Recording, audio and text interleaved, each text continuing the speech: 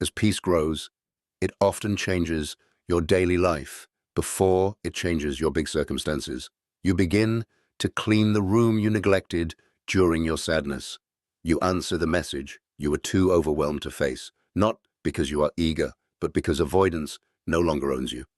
You return to a simple routine: prayer on time, a page of Quran, a walk without headphones for 10 minutes, a meal eaten without rushing, sleep protected from late-night scrolling that keeps reopening emotional doors.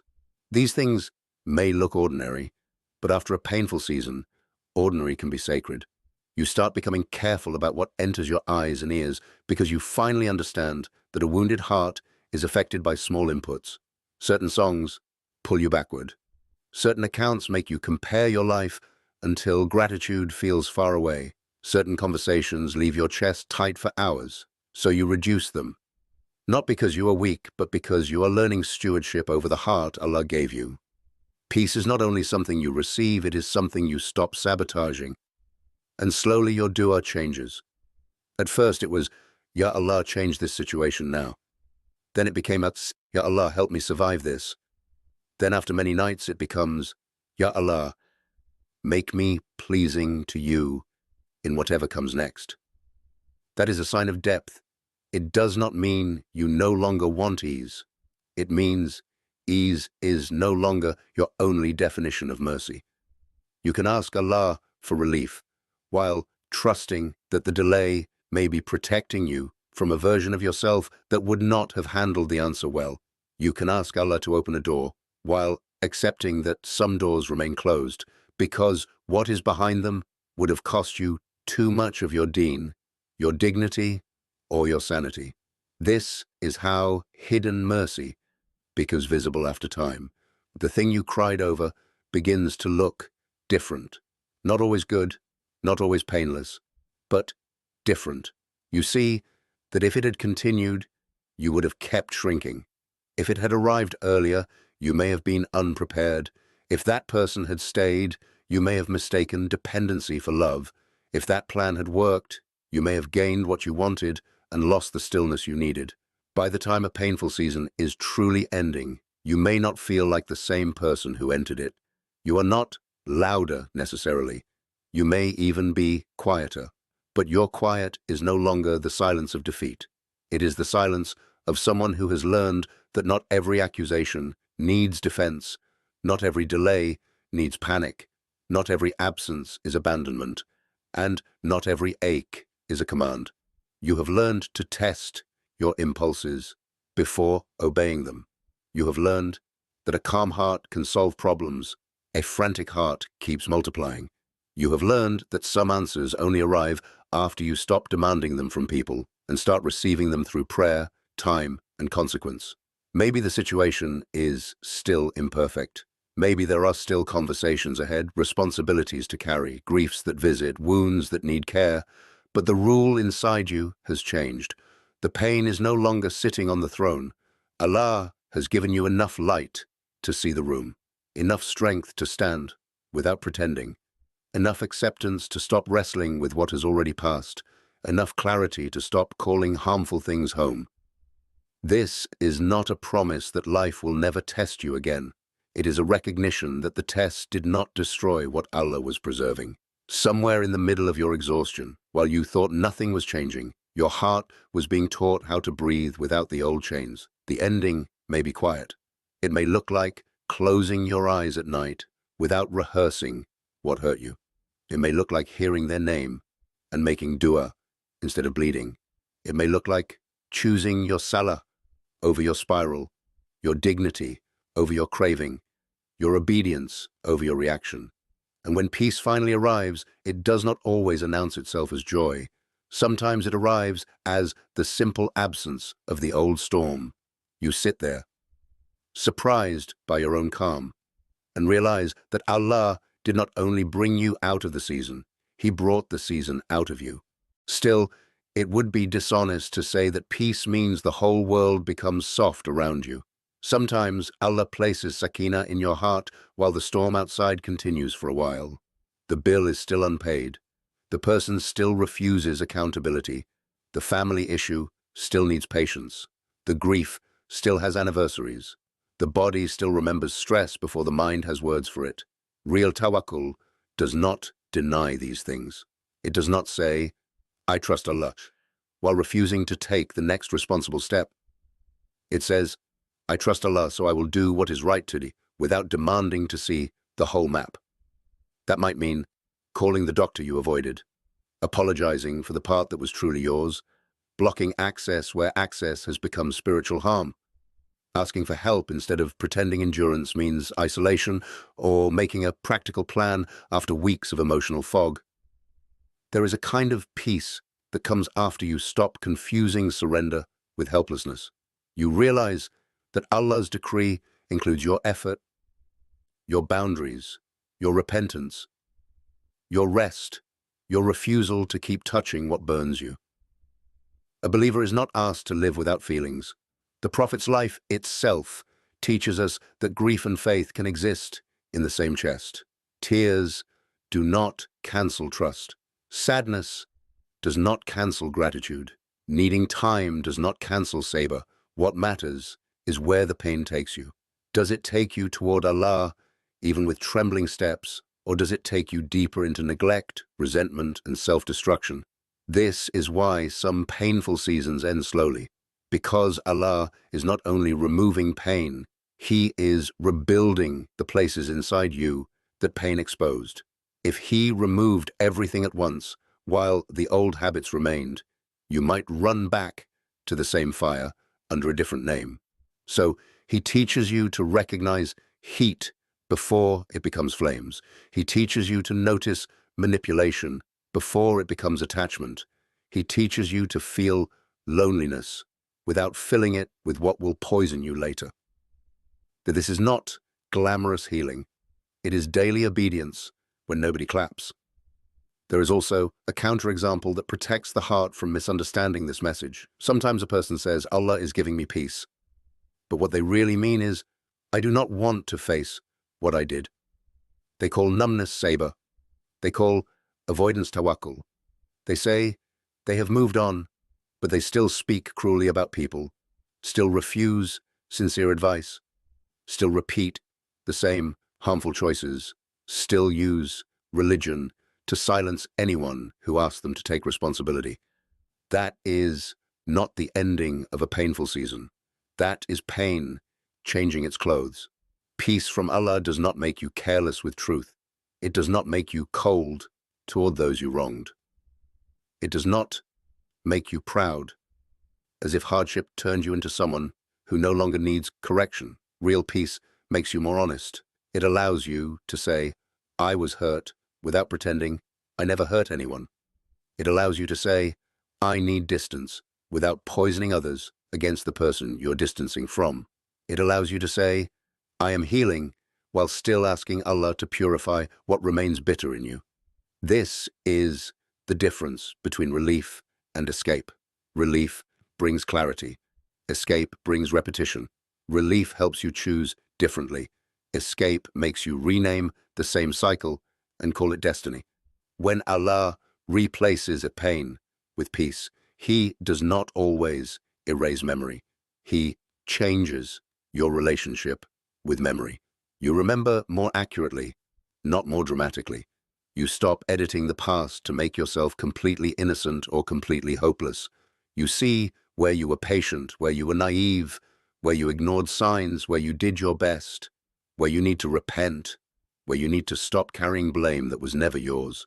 If one question from this script deserves to be answered in your own words, let it be this. What is one old trigger that Allah has helped you respond to with more calm than before?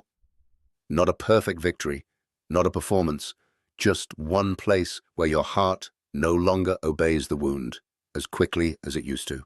But there is an important nuance here, because not every closed door is a punishment, not every difficult person is an enemy, and not every heavy season means you are being singled out in some dramatic way above others. Sometimes people disappoint you because they are limited, not because they are plotting. Sometimes they misunderstand you because they are carrying their own confusion. Sometimes a relationship ends because both people are wounded in places they do not yet know how to heal. Spiritual maturity does not need villains in order to find meaning. You do not have to turn everyone who hurt you into proof of your specialness. Being guided by Allah should make you more humble, not more obsessed with enemies. If you are being chosen for anything, it is for responsibility. To purify your intention, guard your tongue, make better choices, leave what Allah has made clear is harmful, and stop calling emotional chaos a sign of love. The believer with basira does not live in paranoia. Basira is not suspicion with religious language wrapped around it. It is the quiet insight that helps you see what a situation is producing in your soul. Does this friendship make you more truthful or more anxious? Does this attachment bring you closer to prayer or make you neglect it? Does this ambition make you disciplined or arrogant? Does this conversation solve anything, or does it only feed the fire? These are the questions that separate spiritual clarity from emotional reaction. A painful season may be ending when you stop asking only, "Why did this happen to me?" and begin asking, "What is this teaching me to protect, correct, or surrender?" That shift is not small. It means that the pain is no longer the teacher by itself. Allah is teaching through it. You start noticing the difference between a test that requires patience and a pattern that requires boundaries. You stop using tawakkul as an excuse to remain in places where you are repeatedly harmed. You stop using forgiveness as a reason to deny consequences. You can forgive someone and still not give them access to your heart the way they had before. You can make dua for someone and still walk away from the version of closeness that kept breaking you. There is a night in many people's healing that no one sees. The house is quiet. The phone is face down. Everyone thinks you have moved on because you have stopped talking about it. But after Isha, you sit at the edge of your bed and feel the ache rise again, not as violently as before, but enough to remind you that the wound is still learning how to close. You make wudu even though you're tired. You stand and your recitation is not perfect. Your mind wanders once or twice. You come back, you bow, you go into sujood, and instead of making a long, beautiful dua, you say something simple. Ya Allah, remove from my heart what I cannot remove by myself. That is a different kind of turning point. Not a public breakthrough, not a scene anyone will praise, just a servant admitting that some knots are too deep for human hands. The next morning, nothing outside may look different. The same job, the same family tension, the same unanswered message, the same responsibility waiting. But something has shifted by a small degree. You do not check their profile. You do not replay the conversation while brushing your teeth. You eat breakfast without feeling guilty for being alive after grief. At work, someone makes a careless remark, and normally it would have sent you spiraling, but this time you pause, breathe, and answer only what needs to be answered. That is how mercy often arrives, not as fireworks, but as a new distance between you and what used to control you. Allah replaces chaos with peace. In increments the ego may overlook, because it wanted something dramatic, but the soul recognizes it. The soul knows that sleeping 1 hour longer without waking in panic is mercy. The soul knows that making salah without rushing just to escape your thoughts is mercy. The soul knows that deleting the draft of an angry message is mercy. The soul knows that walking away from a provocation while your hands are shaking and still not sinning with your tongue is mercy. This is the hidden architecture of healing. Small acts of obedience become beams holding up a heart that once felt like it would collapse. The emotional tension of such a season is that you can start mistaking pain for identity. After enough disappointment, you begin to introduce yourself to life through what wounded you. You say, without saying it, "I am the one who was left. I am the one who was overlooked. I am the one who kept making dua and still had to wait. I am the one who tried to do things the right way and still suffered." This is where the test becomes deeper than the event itself. The betrayal was one test, but bitterness after betrayal is another. The loss was one test, but despair after loss is another. The delay was one test, but accusing Allah in your heart because you cannot see the wisdom is another. And this is where many sincere people suffer quietly, because they do not want to be ungrateful, but they also do not know how to pretend they are fine. They sit between faith and fatigue, loving Allah, yet feeling worn down by what He allowed. That place requires honesty, not performance. You do not heal by acting untouched. You heal by bringing the trembling heart back to Allah again and again, even when the return is messy. One night, you make dua with tears. Another night, you feel numb. Another day, you avoid a memory. Another day, you face it and cry in the bathroom. When no one hears, these are not contradictions. They are signs of a servant still walking. And if this feels close to something you have lived through, let this video carry a like as a quiet witness, not for noise, but because there's someone else in pain may need to find words for what they could not explain. The believer's pain is not proof that Allah has rejected them, and it is not proof that they are better than everyone else either. It is a field where something is being revealed. What comes out of you when you are pressed? Do you turn every wound into suspicion? Do you punish innocent people for what guilty people did? Do you abandon prayer because life became heavy? Or do you keep returning, even imperfectly, until the return itself becomes a form of strength? Two people can pass through the same hardship and come out with completely different hearts. One becomes sharper with everyone, but convinced that being guarded means never being gentle again. They read every delay as rejection, every silence as betrayal, every correction as an attack. Their pain becomes a lens, and soon they are not seeing people clearly. They are seeing old wounds wearing new faces. Another person is hurt deeply, but they begin to notice what pain is asking from them before they answer it. They feel anger rise, but they do not let it drive. They feel the urge to expose someone, but they pause and ask whether this is justice, ego, or exhaustion speaking. They want to chase an explanation, but they remember how many times that door left them more confused, so they close the chat and pray 2 rak'ahs instead. This is not passivity. It is discipline. It is a believer refusing to let shaitan turn their wound into a weapon against their own akhirah. The painful season begins ending when your reactions stop being automatic. You still feel the sting, but between the sting and your response, Allah gives you space. That space is mercy. That space is where sabr lives. Not the fake patience that smiles while secretly rotting inside, but the kind of patience that says, I will not deny what happened, but I will not let it make me disobedient. I will not pretend I was not hurt, but I will not become unjust because someone was unjust to me. I will not keep returning to what damaged my heart and then call it loyalty. That this is the contrast many people miss. Healing does not always look like being cheerful.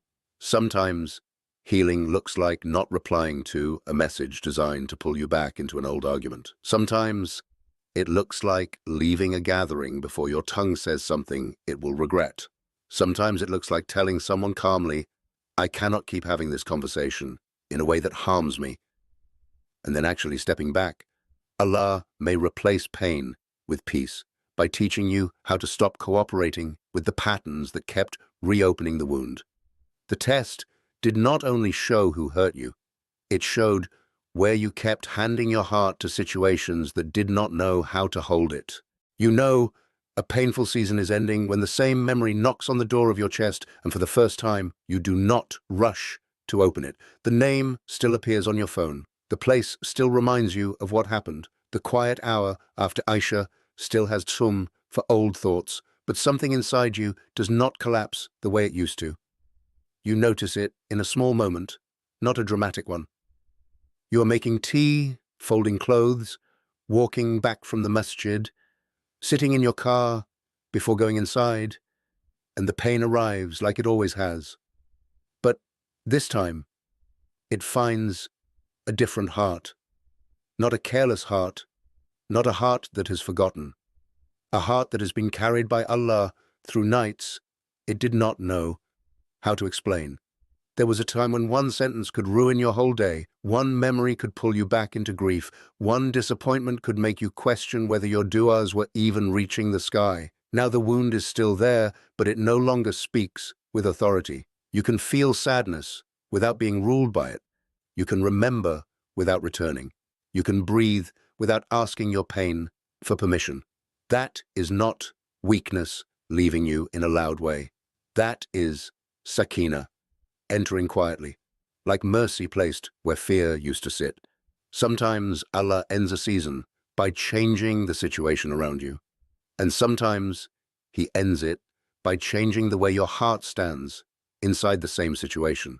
The door may still be closed, the apology may never come, the answer may still be incomplete, but the chaos that once lived inside you begins to lose its home. That is why you cannot always recognize the end of a painful season by looking at your circumstances. You recognize it when your inner world stops shaking at every echo of what hurt you. You recognize it when your prayer becomes softer, when sleep starts returning in pieces, when your silence is no longer full of panic, but full of trust. You recognize it when you stop chasing clarity from people who were never willing to be honest, because Allah has started giving you clarity without needing their confession. There are seasons when a person looks normal in front of everyone, yet wakes up with a heaviness no one can see. They answer messages with polite words, show up to work, smile at family gatherings, complete daily responsibilities, and still feel like they are carrying a stone inside their ribs. The exhaustion is not always loud. Sometimes it looks like staring at the ceiling before Fajr because sleep came late again. Sometimes it looks like opening the Quran and reading the same line 3 times because your mind keeps returning to what someone said, what someone did, what you lost, what you never received. Sometimes it looks like making wudu slowly because the water on your hands is the only part of the day that feels real. You may have been in a season where you were tired of explaining yourself, tired of being misunderstood, tired of asking why the same test kept returning in different forms. One person betrayed your trust. Another made promises they did not keep. A door you prayed for remained closed. A family issue drained you. A friendship became a place of confusion instead of comfort. And the most painful part was not only what happened, but how long you had to keep functioning after it happened. You learned how to speak while your heart was still recovering. You learned how to laugh without feeling happy. You learned how to pray even when your focus was broken and your sujood was mostly quiet because you had to polished words left. But Allah heard what did not become a sentence. He knew the meaning of your breath when you sat on the prayer mat after Salah and did not move. He knew the dua hidden inside your restraint when you wanted to answer harshness with harshness, but you swallowed the response because you feared him more than you wanted to win the moment. Painful seasons are not always ended by sudden relief. Sometimes they begin ending when Allah teaches the exhausted believer how to survive the day without betraying their own soul. The first mercy is not always happiness. Sometimes the first mercy is that you do not become cruel while hurting.